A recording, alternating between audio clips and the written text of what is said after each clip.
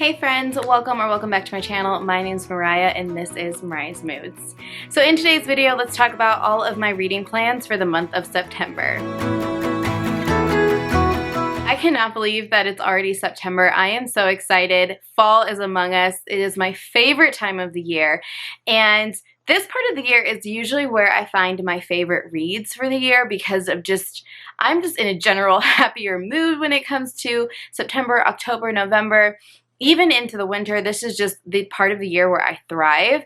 And so I'm really excited for what I have planned for the rest of the year and more specifically in the month of September. So I am here with 7 books that I would like to get to in the month of September. So without further ado, let's go ahead and hop into the TBR. So in August, if you didn't watch it, go ahead and watch my August wrap up, but you will see that I read a ton of romance in the month of August, which overall was okay. It was fun, but I'm definitely burnt out on that genre. So I really want to get back into my typical reading, which is going to be fantasy, sci-fi, and thrillers. And so this month I was just looking at my shelves and like, what do I want to read in terms of my favorite genres? Which books have I just been looking at for a very long time and I want to just go ahead and get them done and dive into them?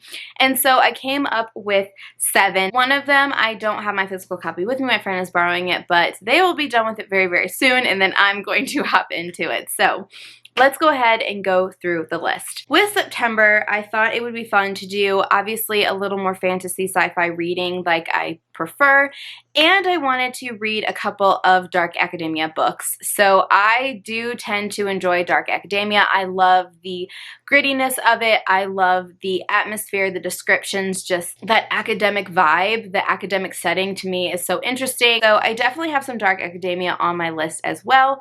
Let's go ahead and get into it. So in terms of fantasy sci-fi, I have 3 that I would like to get to this month. The first one being The Blood Trials by N.E. Davenport.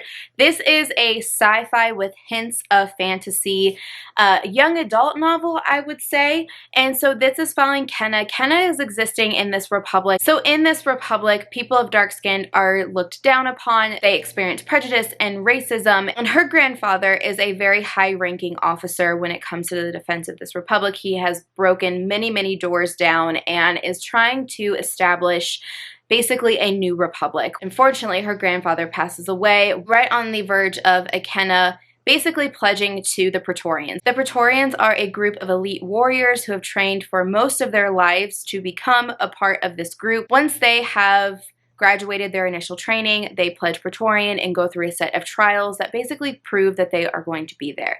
After the death of Akenna's grandfather, she's just kind of over the whole system. She's grieving, she's having a hard time, but it is brought to her attention that her grandfather might have not actually died by accident. And so she is motivated to join the Praetorians to figure out what happened to her grandfather and ultimately seek revenge. This is something that I've been wanting to read for a very long time. I love that we have some sci-fi and fantasy involved. I think that there is more to Akenna than what we will probably initially believe. And I've been really wanting to just get into more BIPOC fantasy and science fiction, and so I think this would be a great option for the month. So I was reading the little blurb in the back about the author, and N.E. Davenport actually is a English and science teacher, so I think that that is really fascinating as well. So just out of solidarity, I also want to support this author and read this book. So the next book that I want to get to this month is going to be Immortal Longings by Chloe Gong.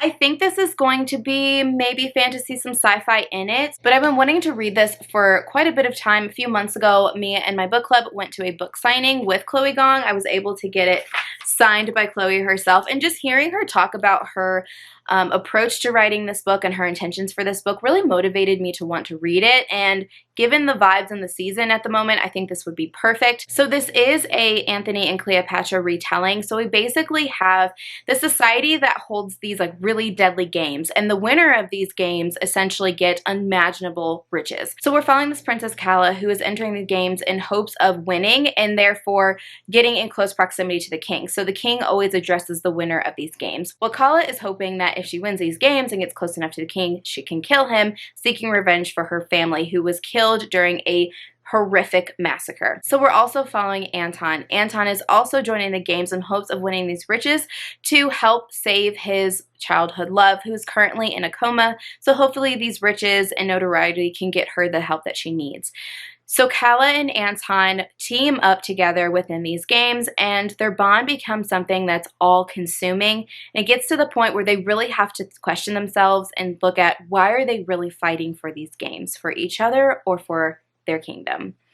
Oh my gosh, this sounds so great. And again, just hearing Chloe talk about what she was wanting for this book and her process of writing this book and her inspirations, I just want to get into this so quickly. My final fantasy sci-fi book that I want to get to the month is something that I am so excited about. I have been going back and forth with reading this book for so long, and I just can't wait any longer. My friend gifted me this book, so that also motivates me to read it immediately, and that is going to be Red Rising by Pierce Brown. This is something that I've just been anticipating for a long time, and I'm really hoping that I haven't hyped it up in my mind, and I'm hoping I'm not disappointed, but I've heard great things about this one, so I definitely want to get to it in the month of September. This book is following Darrow. Darrow is living in this society that is basically divided into colors. You have the reds, the golds, and whatnot, and all of these colors have different roles within the society. Well, Darrow is a red, and reds are basically enslaved people who are in charge of mining this really important resource that's supposed to be like life-saving for their dying planet.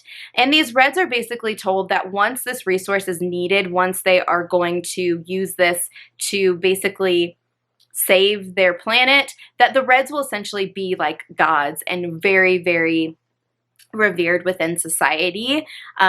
I'm going to go ahead and guess that that's not the case, that they're just feeding this to this people. But Darrow's wife is taken, and he goes through tremendous tragedy, and he vows that he will basically rise up and infiltrate this society and bring it down and get the justice and revenge that he feels he deserves. So this is a trilogy, and I just want to read all of it. Like I said, I've heard great things, and I think in my mind, I've just hyped it so much that now I'm a little worried, but it's happening. It's definitely happening this month. So the next set of books that I have are going to fall under that dark academia genre. There is a little bit of fantasy mixed in with these books as well, which I'm all for, obviously. So a few of them have been on my TBR shelf for well over a year, and I just feel like it's time. It's time to get them done. And one of those being Ninth House by Leigh Bardugo. So I read Six of Crows earlier this year, and that was my first experience with Leigh Bardugo, and I absolutely loved it. I believe this is something that is completely different and more adult. And I mean, the cover alone is absolutely stunning. I love the snake. I also have the second book, Hellbent, sitting on my shelf waiting for me. I thought I would love it, so I went ahead and got it as well. But we need to start with the first one. So this is following Alex. Alex has had a really hard life. She's had a hard time with her mother. She's dropped out of high school. She's had drug dealer boyfriends, and she's even survived a unsolved multiple homicide, which is a little suspicious. But while she's in the hospital, she is approached with an invitation to Yale, where she can attend with a full ride, which again is suspicious because homegirl dropped out of high school. Either way, she accepts. I feel like I would too. Like, hell yeah, let's do it. But when she gets there, she realizes that she's kind of brought into this secret society that's doing some pretty shady shit.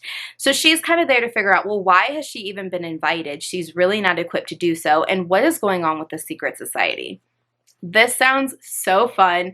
I love that we're getting the dark vibes of Yale and the academia and these like secret societies that you kind of hear about. And also we've got some fantastical elements that I think are kind of revealed as the story goes on.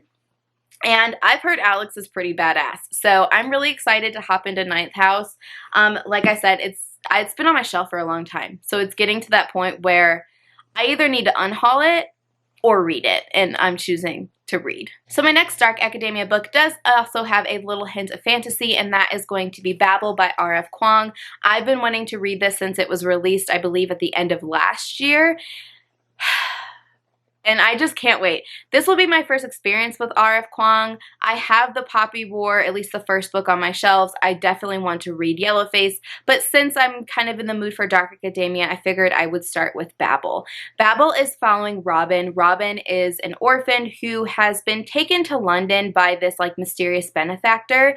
He has spent most of his life studying ancient languages such as Greek, but also Latin and Chinese. He's hoping to eventually get into Oxford and attend their very prestigious school, which is called Babel, which they basically take languages and somehow turn them into these silver bars called silver making. This has created a huge amount of wealth for London and Britain in general, and they've basically been doing their typical thing of colonization. So Robin, as he's learning more about this process, is realizing that possibly serving Babel is then hurting his motherland of China and needs to kind of figure out where he lies on those lines.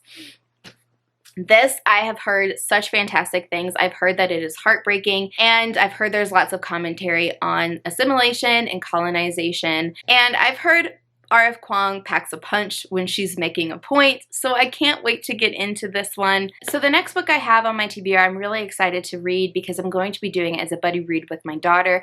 That is going to be The School for Good and Evil by Soman Shainani.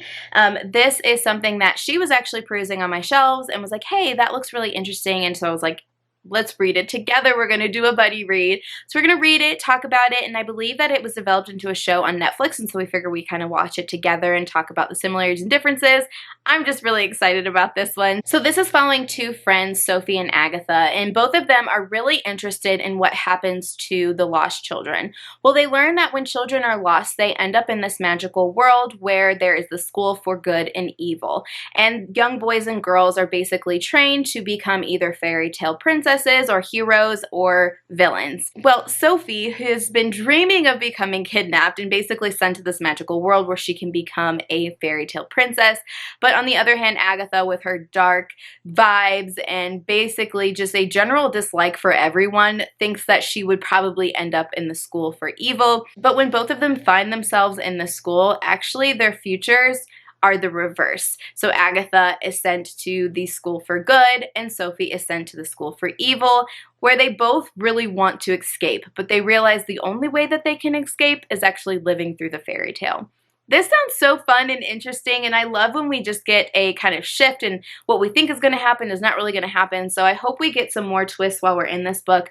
It's been a while since I've read a middle grade novel, so I just want to hop in this, and the fact that I get to do this with my daughter is something that I'm very, very excited about. Alright, so the last book that I have on my TBR is a romance, and I know I started off saying this, that I've read so many romances in the month of August that I'm over it, but there is one that I do want to get to. So something that I get excited about in the month of September is football season. My husband and I love to watch the NFL, and I thought it would be really fun to read a football romance. So in August, I read 2 hockey romances, and I really enjoyed the mesh of the romance with some like sports references. So I thought, you know what, why not check out some football romances? I will say that for me, football romances was a little more difficult to find, and the ones that I did find didn't really sound as interesting to me. And so I did find one from an author that I've been wanting to read for a while. I didn't realize that she had a football romance, and that is going to be The Wall of Winnipeg and Me by Mariana Zapata. I've heard great things about Mariana Zapata. I heard that she is the queen of the slow burn, and I do enjoy a slow burn when it's in a fantasy novel, so I'm interested to see how I would feel about a slow burn in just like a contemporary romance. I tried it with Lucy Score and it wasn't for me, so I'm a little apprehensive to give this one a try, but given that it is rooted in football, I might enjoy it. This book is following Vanessa, and Vanessa is currently the personal assistant slash chef slash cleaner slash basic mother to an NFL player, Aiden. She has had plans for her life, and this job was just supposed to be temporary, and so she's kind of ready for it to be over, and so she decides to leave. But she's surprised to find that one night Aiden shows up at her door begging her to come back. Now, she's been working for this man for several years and could barely get a hello or a happy birthday out of him, and now he's begging her to come back. And so she's kind of like, how do I say no? Especially to the man who gets everything he wants. I am excited about this one. Again, Mariana Zapata is apparently the queen of the slow burn, so I'm really interested to see how this relationship is going to develop, what this dynamic is going to be. Hopefully there's lots of football in this book. I just think it'd be really fun to read while I'm watching some football on the weekends. All right, my friends, so that is the TBR for September. I can't wait to get into it and get back to the genres that I love reading, and especially a better read with my daughter. If you like this video, go ahead and give it a thumbs up, subscribe, do all the things. If you like bookish lifestyle content, you're in the right place. I hope you're having a wonderful time out there and your day is full of good moods and good vibes. I'll catch you guys in the next one. Bye!